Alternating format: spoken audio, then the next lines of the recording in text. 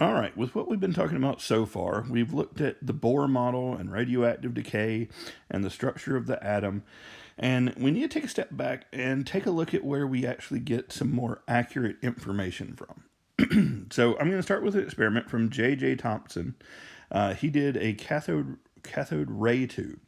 And that cathode ray tube, it basically, this is the thing that used to power your TV before the flat screens, those big tube TVs.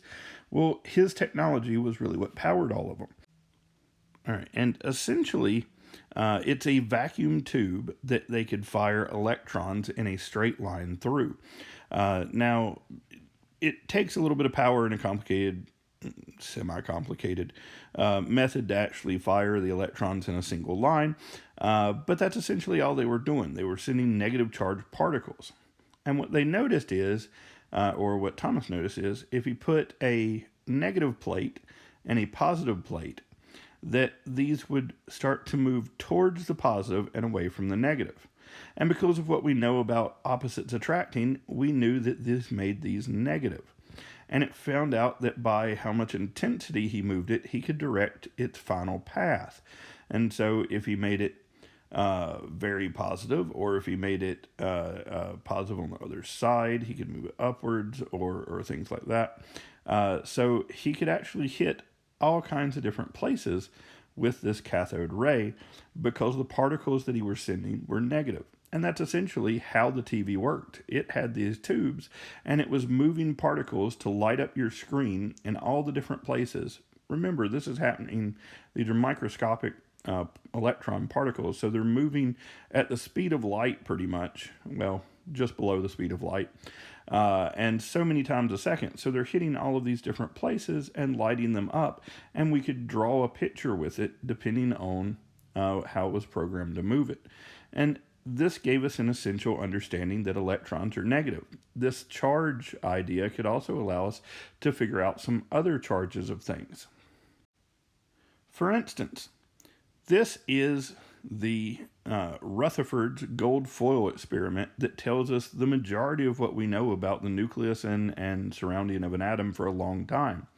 Now, we had to understand that radioactive decay would give off alpha particles, because basically that's what they did. And they could figure out through their attraction to positive and negative whether they were positively charged or negatively charged. They figured out they were much larger than the electrons and that they were positively charged.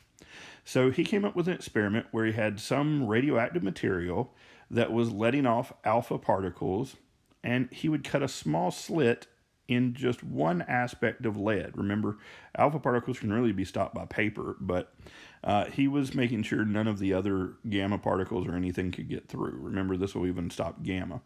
And so it was just allowing those alpha particles to move through that slit. And in the center, he had a piece of gold foil.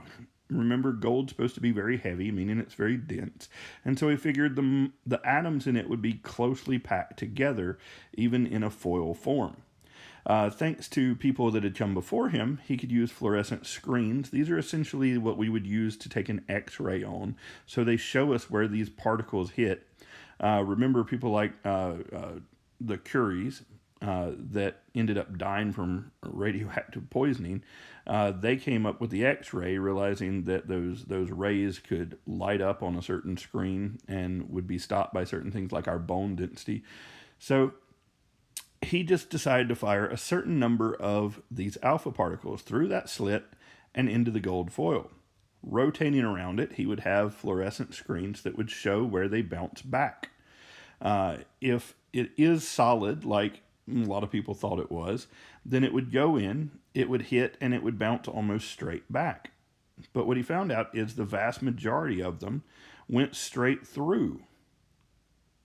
This was crazy because this was a highly dense material. So if it went straight through, he had to come up with a different idea of the atom. And that's where we came up with the alpha particles would only bounce back if it was something positive. So the nucleus had to be these densely packed, positively charged things. But the vast majority of the atom was empty space. So yes, you would get some that are diverted, you would get them slightly moved, but most of these alpha particles could move straight through without hitting. Only a very small number of them would actually hit dead on a nucleus and bounce back. And so you got a very few that would bounce back. This is the very famous gold foil experiment where we realize the atom is much different than what we first expected. So this is what we were thinking would a typical atom would look like. Nucleus and then electrons in shelves, right? This is kind of our Bohr model of an atom. I just don't put the little electron dots on there, but you can see their orbitals, and this is our nucleus. And we figured it, it was somewhere basically like this, making a nice, neat little sphere. Well, what he realized is the space in between this nucleus and the electrons had to be much greater than what we picture here. So it's a little bit misrepresented. So essentially, this nucleus needs to be much, much smaller, and that's about as small as I can make it to where we can still see it. But think about this. Here's a good logic experiment. If we could create the nucleus of an atom just the size of a marble, like just a tiny, tiny little marble, a regular sized marble, then this entire thing, the entire element, would then still be about the size of a football field. Meaning, if your nucleus was the size of a marble, your electrons would be so far away that it would still take an entire football field to encompass this single atom. So it's an idea of how much empty space is really in this, because we know that these electrons are minuscule compared to the size of the protons and neutrons. This leads us into a better understanding of things. Electrons are tiny and very fast moving. So while the Bohr model has great value in telling us that there's different energy between the shells of an electron, it's not a very accurate representation of them. In fact, we need electron clouds. It would not be a two-dimensional, even though this is still drawn in two-dimensional. It would be three-dimensional, and they would be scurried about in such a way, because they're so fast moving, that it would look like they could be anywhere here. Now you might say, well, this doesn't look like that's very defined rings. And no, there's not very defined rings, but there are still energy shells. How far away it can go is still determined by the amount of energy that the electron has. And so you do end up with the same principles of the energy shells, even though you have much more area where electrons can actually be found. And notice that it's just clouded throughout here, and so it doesn't look like a perfect circle. That's because these aren't circling like the planets circle the sun. They're going in all kinds of crazy movements, and some of our orbitals are even odd-shaped orbitals. They're not even circular orbitals. So we're going to show you a little bit more about that in a second. This gives a better understanding of how you can still have those shells. The space here would institute where you would find some electrons in that first shell. Notice there is a gap. There's a portion to where they don't seem to cross over very much, a little lighter space. You might still find one, but it's less likely. And then darker right around where you might find another energy shell of what we're calling that Bohr model, okay? But truthfully, like I said, they're not even all spherical.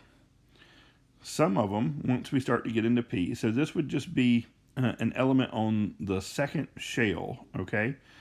So on the second shell, it has its first s orbital field, which is that just helium and a hydrogen shell. But then all of those elements on the next one start to fill up an s and a p. Now, this outermost is made of two different types of shells. It's made of a spherical one, which is what we could refer to as an S shell again.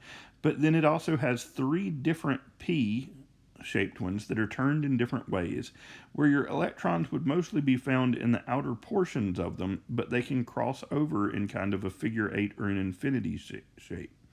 And so it allows us to figure out where they would actually be. Now, we do have a good bit of electron microscopes and other technology that has led to show us that this is very accurate. We're going to need to learn in our next unit all about what these other type shells look like, because there's more than just S and P. We have S, P, D, and F type orbitals. Okay, I need to stop saying shells because the shell just refers to the energy, and that's what we get from the Bohr model. So the shells stay the same. Notice you have s and p orbitals in a second shell. All right, that's enough for this time. We'll get into more depth in this next time.